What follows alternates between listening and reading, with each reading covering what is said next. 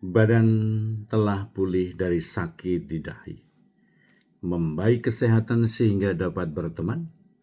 Lihatlah itu hambaku yang kupilih dan kukasihi, yang kepadanya aku berkenan.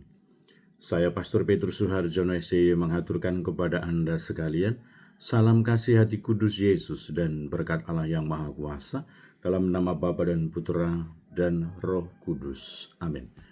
Pada kesempatan ini bersama-sama kita akan mendengarkan dan sekaligus merenungkan bacaan Injil dari Injil Matius bab 12 ayat 14 sampai 21.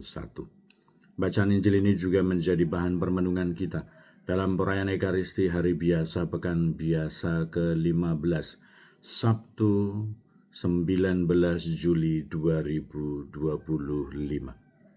Sekali peristiwa orang-orang Farisi bersekongkol untuk membunuh Yesus. Tetapi Yesus tahu maksud mereka lalu menyingkir dari sana. Banyak orang mengikuti dia dan ia menyembuhkan mereka semua.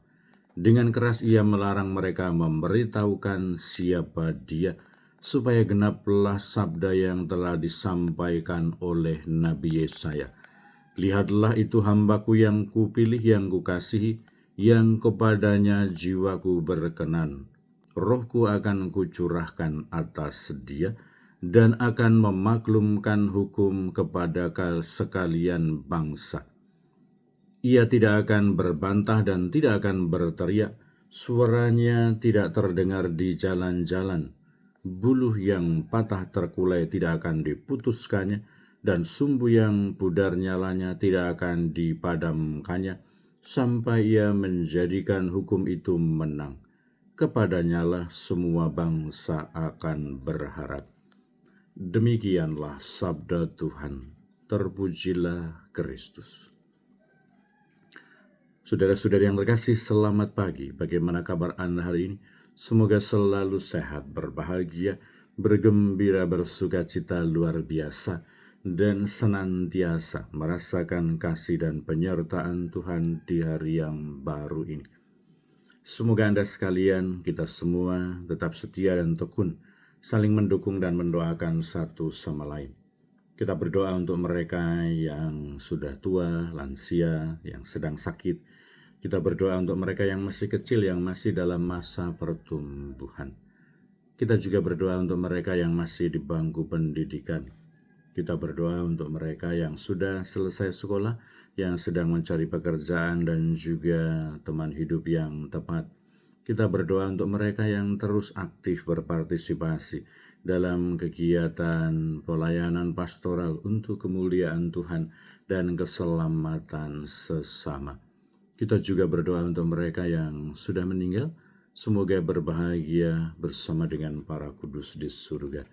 Dan kiranya semoga Anda sekalian, kita semua, entah yang memiliki masalah secara pribadi maupun di dalam keluarga, tetap diberkati, dilindungi, dijaga oleh Tuhan, supaya mendapatkan solusi dan jalan yang terbaik untuk keselamatan kita semua dan kemuliaan nama Tuhan. Dan kiranya bahwa bacaan Injil yang kita dengarkan hari ini mau menunjukkan kepada kita bagaimana reaksi Yesus yang bijaksana. Orang-orang berniat untuk membunuh dia, mencederai dia, mencelakai dia, maka Yesus menyingkir dari tengah-tengah mereka, dari mereka semua. Dalam realitas kehidupan kita, memang kadang-kadang ada keadaan, ada situasi, ada masalah, ada orang-orang yang mungkin seolah-olah mau mengancam pewartaan sabda Allah, mau mengancam orang-orang yang adalah utusan-utusan Allah. Dibutuhkan sikap dan pilihan yang tepat, yang bijaksana. Ada kalanya kita harus berdialog, ada kalanya kita berbicara, ada kalanya kita perlu seperti Yesus menyingkir, ada kalanya, tetapi tentu saja ini cara-cara yang kurang tepat. Berkonfrontasi secara elegan, secara baik. Bukan konfrontasi dengan kekerasan, tetapi bagaimana menjalin dialog, menjalin pembicaraan. Seandainya bisa. Tetapi tentu saja bahwa kita semua sebagai utusan-utusan Tuhan, sebagai murid-murid Tuhan, kita diajak untuk memiliki sikap yang bijaksana. Pastilah Yesus memiliki pertimbangan tertentu. Dia sudah berbicara, dia sudah menyapa, dia sudah berbuat baik. Tetapi toh ternyata mereka tetap kepala batu, ingin membunuh dia, membinasakan dia, ingin menyingkirkan dia. Dan kelihatannya memang situasi lebih mendukung seandainya memang menyingkir daripada berkonfrontasi dengan keadaan, dengan orang-orang, dengan situasi yang kelihatannya memang tidak baik. Maka semoga kita semua sebagai pribadi-pribadi yang beriman dan percaya kepada Yesus Kristus, kita memiliki sikap bijaksana. Dan berdasarkan sabda Tuhan yang dikisahkan pada hari ini, dengan keras ia melarang mereka memberitahukan siapa dia. Di tempat dia menyingkir, Yesus menyembuhkan mereka semua yang sakit, yang mengikuti dia. Dan Nabi Yesaya menegaskan, lihatlah itu hambaku yang kupilih, yang kukasih, yang kepadaku jiwaku berkenan.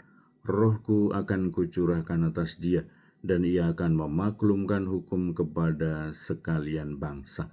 Ia tidak akan berbantah dan tidak akan berteriak. Suaranya tidak terdengar di jalan-jalan.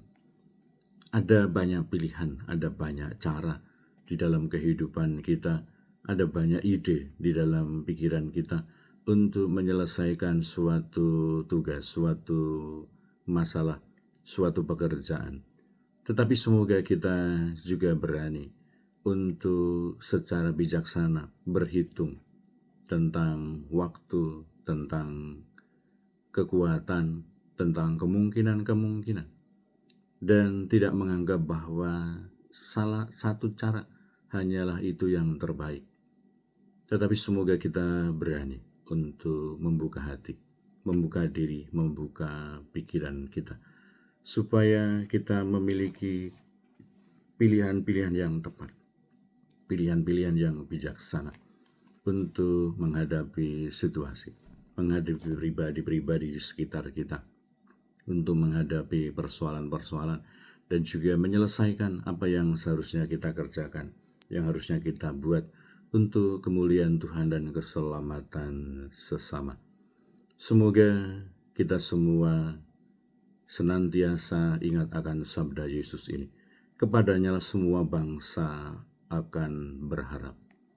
Semoga hanya kepada Yesus kita belajar, hanya kepada Tuhan kita mengandalkan penyelenggaraannya, hanya kepada Allah kita memohon berkat dan perlindungannya, supaya kita semua boleh menjadi utusan-utusan Allah, menjadi pewarta-pewarta kebenaran Allah, menjadi perintis-perintis jalan Tuhan untuk sampai kepada kebaikan, sampai kepada keselamatan, sampai kepada sukacita, di mana Allah membimbing, di mana Allah mengarahkan, di mana Allah senantiasa menyertai dan mendampingi seluruh kehidupan kita sebagai pribadi-pribadi yang beriman dan percaya kepada Allah. Berkat Allah yang Maha Kuasa, dalam nama Bapa dan Putera dan Roh Kudus. Amin.